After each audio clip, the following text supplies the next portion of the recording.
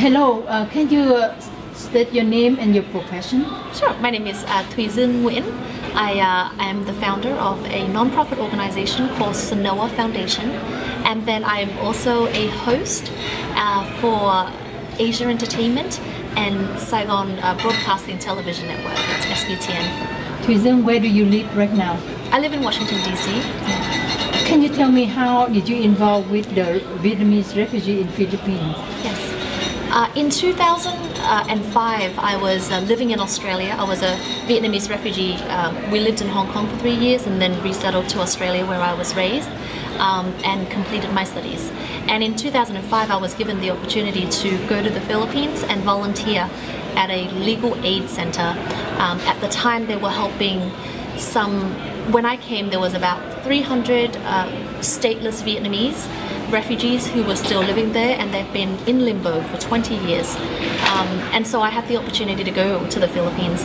The office was called the Representative Office of the Vietnamese Community in Australia. And so then I took the opportunity and went to volunteer. And so that was how I first became involved with the refugees in the Philippines. What do you mean by stateless Vietnamese? Can you explain? Sure.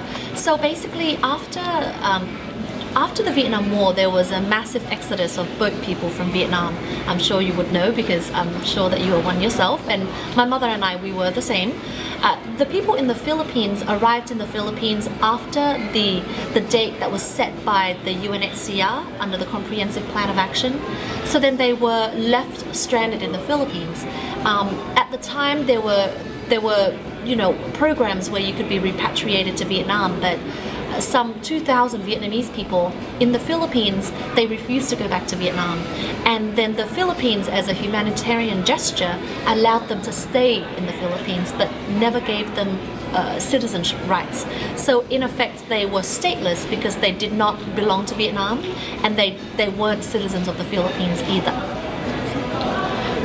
When did you set up Voice, and what is its mission? Okay, I actually didn't set up Voice. I was the first executive director of Voice, and that opportunity presented itself at the beginning of 2007. So I moved from the Philippines to Washington D.C, where I was the executive director of Voice from 2007 until the end of 2009, beginning of 2010. So Voice was founded by a group of overseas Vietnamese. A lot of they grew up in America or in Australia, and they wanted to have a non-profit where they can, provide a voice for those who could not speak for themselves. And hence, we became an organization that was refugee advocacy and counter-trafficking of women and children in Southeast Asia.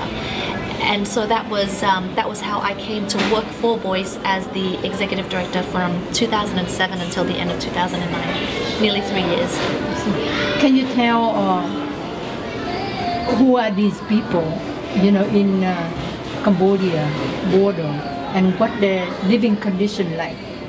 Okay, in Cambodia there are over 1 million Vietnamese people living in Cambodia. It's the largest minority group. And I came across the Vietnamese population in Cambodia because under Voice we did refugee advocacy. And Voice was contacted by a handful of UNHCR recognized Vietnamese refugees in Cambodia.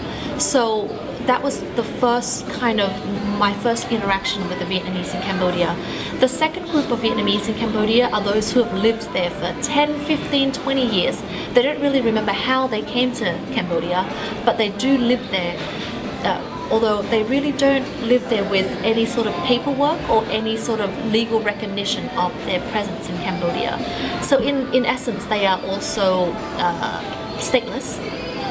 And the work in Cambodia for Voice at the time was that they wanted to provide social services to the Vietnamese women and children in Cambodia who were victims or survivors of human trafficking. And there were a number of social services that we had introduced at the time under Voice. And then later on, Voice withdrew from Cambodia, and Senhoa Foundation became the organization that really wanted to continue working in Cambodia. So then it became that Voice would just take care of refugee advocacy and Senhoa Foundation was the organization that really wanted to provide the social services in terms of working with the survivors of human trafficking. So that's how I came to know Cambodia, and then in terms of Senhoa, I am the founder of Senhoa, and that's how we've come to work and know Cambodia. How many of them, and then how their living condition like? I have really traveled throughout Cambodia, and from my research and understanding, there are over 1 million Vietnamese in Cambodia. They tend to live in very desolate conditions. There are certain population that have succeeded and reintegrated or integrated into the Cambodian society, but for the large part, the Vietnamese are very poor in Cambodia. The major work source is actually the work industry, the commercial sex industry. So. And then the other major source of work is that they are rubbish collectors. They collect garbage or recycled goods and then sell that on for a living. So it is an incredibly, the living condition I'd have to say is incredibly poor. I've worked with humanitarian doctors who have come and have inspected the health of the people in Cambodia, the Vietnamese people in Cambodia, and these very doctors have traveled to Africa. Let's cut for a second. I'm sorry. We're going to be picking that noise up. Okay. Just for a moment. I'm sorry, Thủy Dương. Okay, now we cô nó hỏi là bao nhiêu người thì con nói rồi, bây giờ living condition thì con nói cái phần đó. Okay, go ahead. Now. Okay, how the living condition right now in Cambodia for these people? The living condition of the Vietnamese in Cambodia, from what I could see from my research and from being there, is that it is incredibly desolate. The major, because they are undocumented, they really don't have access to education or legal employment. So they either work as rubbish collectors, recycled good collectors, or a lot of the women are in the commercial sex industry. And that is really a terrible, heartbreaking aspect of life for the ethnic minority group in Cambodia. And Cambodia is a poor country in itself. The government is trying very hard to rebuild their foundation and take care of their own people. So it is very difficult for them to then provide these social services to people who are not recognized as citizens of Cambodia. So I can definitely see where the Cambodian government is coming from. But at the same time, the Vietnamese are definitely in a very dire economic situation.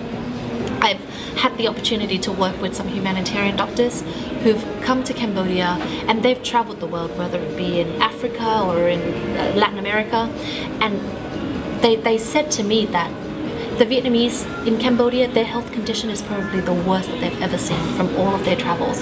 So I think that really goes to illustrate the kind of living conditions that they endure. Do you think that they have any hope of get help from either Cambodian government or Vietnamese government in terms of recognize them like their citizen? I think that is a long struggle that I honestly cannot tell you whether or not there is an answer for. I think that both the Vietnamese government and the Cambodian government are working hard to find a solution that makes sense for this population. But at this point in time, I feel like it's a very difficult journey. So really at Senhoa, what we really try and do is provide the immediate social services to help to some extent smooth their suffering. And then the focus be on education, so that perhaps the younger generation can go on to have a brighter future. Any effort that you know of in terms of helping these people get the status, legal status, and what is the outlook of these people? Can you explain and share with us? I know that there are a number of international agencies that have really tried to implement birth certificates, mandatory birth certificates registration for all children born all over the world, not just in Cambodia.